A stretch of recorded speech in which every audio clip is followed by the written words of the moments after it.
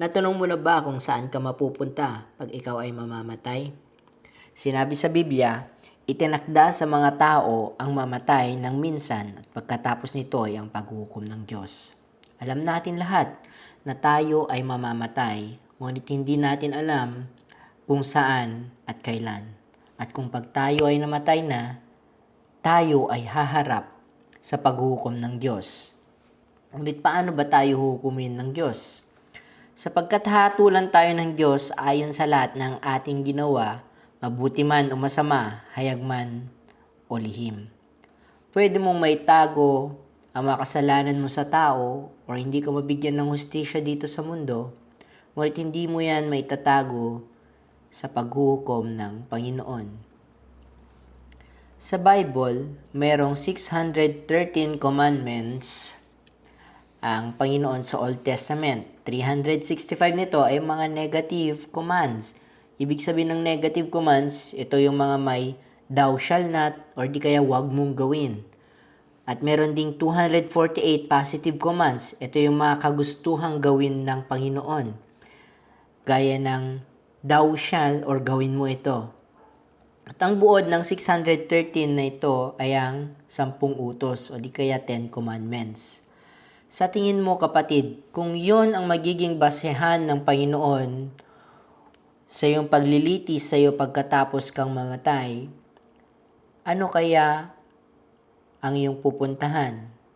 Ito ba ay buhay na walang hanggan o tinatawag na langit?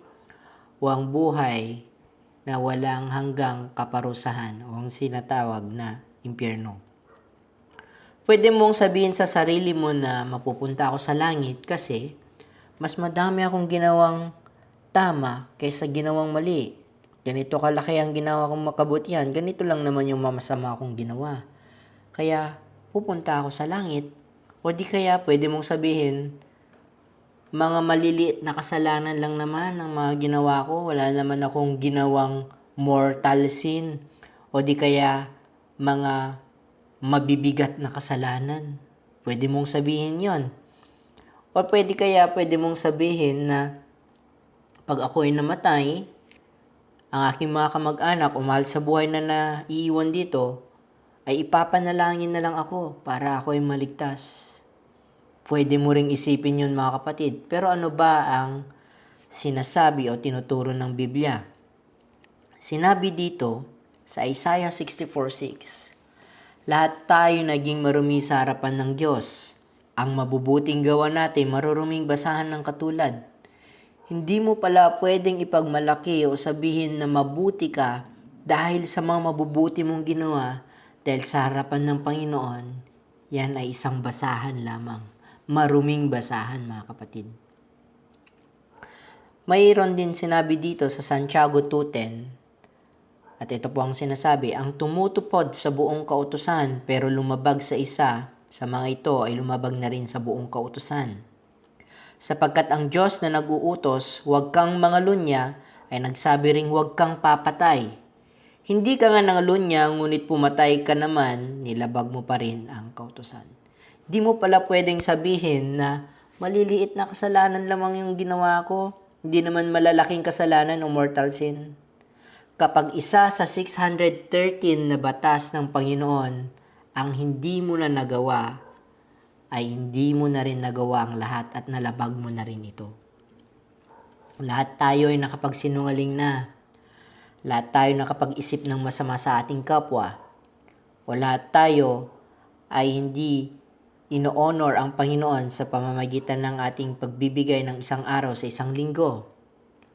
O di kaya, lahat tayo nakapagsalita na ng masasamang salita o ginamit natin ang pangalan ng Panginoon sa walang kabuluhang bagay. In short mga kapatid, lahat tayo ay nagkasala. Tama ang sinabi dito sa Romans 5:12. Dahil dito lumaganap ang kamatayan sa lahat ng tao dahil ang lahat ay nagkasala. Walang sinuman ang hindi pa nagkasala sa ating Panginoon. At dahil yan, tayo ay haharap sa pagsusulit ng ating Panginoon. Sinabi dito sa Romans 3:19, Alam natin ng anumang sinasabi ng kautusan ay sinasabi sa mga nasasakop nito upang walang maidahilan ang sinuman at dahil dito'y mananagot ang lahat sa Diyos. Tayo mga kapatid ay mananagot sa ating Panginoon. Ngunit paano ba tayo maliligtas kung hindi dahil sa mabuti nating gawa at lahat pala tayo ay makasalanan at lahat pala tayo mananagot? Ibig sabihin wala nang maliligtas? O paano kaya tayo maliligtas? Ito po ang sabi sa Bible. Iyan po yung tanong rin na nagsulat dito sa Romans 7:24. Itong sabi ni Paul, "Kawawa naman ako. Sino ang magliligtas sa akin sa makasalanan kong pagkatao na nagdudulot sa akin ng kamatayan?" Marahil yan din ang tanong mo kapatid, kung paano ka ba maliligtas. Sinagot niyan sa susunod na verse, "Salamat sa Diyos, siya ang nagligtas sa akin sa pamamagitan ni Hesukristo na ating Panginoon." Paano tayo niligtas ng Panginoon? Ito po ang sinabi sa John 3:16. "Sapagkat ganito ang pag-ibig ng Diyos sa mga tao sa sanlibutan, ibinigay niya ang kanyang bugtong na anak upang ang sino mang sumampalataya sa Kanya ay hindi mapahamak kundi magkaroon ng buhay na walang hanggan." Sa pamamagitan ng pananampalataya pala tayo maliligtas, hindi dahil sa mabubuti nating gawa. Yan po ang sinabi sa Ephesians 2 verse 8-9. Dahil si biyaya ng Diyos, naligtas kayo nang sumampalataya kayo kay Kristo. Kaloob ito ng Diyos at hindi galing sa inyo.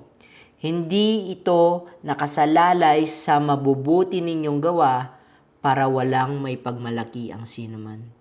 Hindi mo pwedeng may pagmalaki na ikaw ay maliligtas dahil sa mabubuti mong gawa.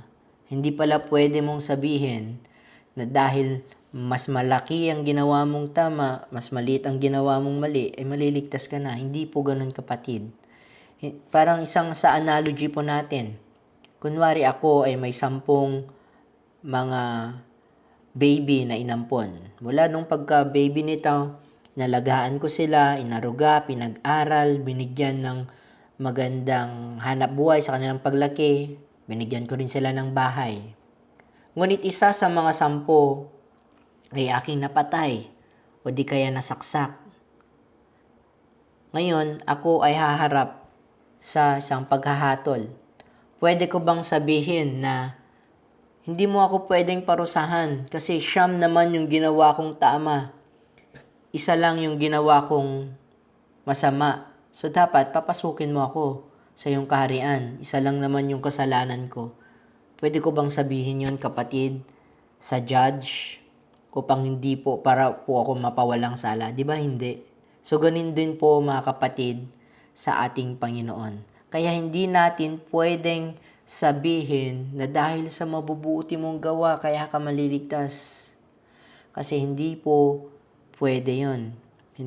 Yun po yung magiging rason kung na pwede na nating may pagmalaki kung bakit tayo ligtas. Ito po ang sabi niya, ibinigay niya ang buhay niya bilang pantubos sa lahat ng tao. Ito ang nagpatunay na nais ng Diyos na maligtas ang lahat ng tao at inihayag niya ito sa takdang panahon. Yun po mga kapatid kung paano po tayo maliligtas. Ito yung sinasabi nilang magandang balita na ang Panginoong Hesus, siya ay Diyos, nagkatawang tao, pumunta dito sa lupa upang mamamatay sa krus bilang pantubos ng ating kasalanan. Pagkatapos ng 3 araw, siya ay nabuhay muli. At sino mang sasampalataya sa Kanya, sino mang ibibigay ang tiwala niya sa Kanya, ay magkakaroon ng buhay na walang hanggan. Alam ng Panginoon na hindi natin kayang iligtas ang ating sarili sa pamamagitan ng pagsunod sa kautusan. Kaya siya ang gumawa ng paraan. Siya ang tumupad sa lahat ng kautusan. Siya ang nagbayad ng kasalanang dapat sa'yo sana.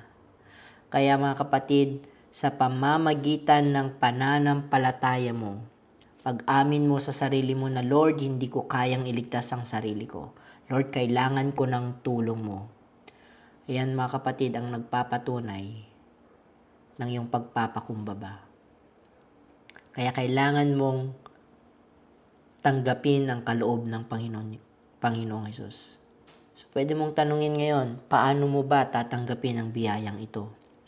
Sinabi sa Romans 10:9, sapagkat kung ipapahayag mo ng iyong bibig na si Jesus na Panginoon at sasampalataya ka sa iyong puso na binuhay siyang muli ng Diyos sa mga patay, ay maliligtas ka.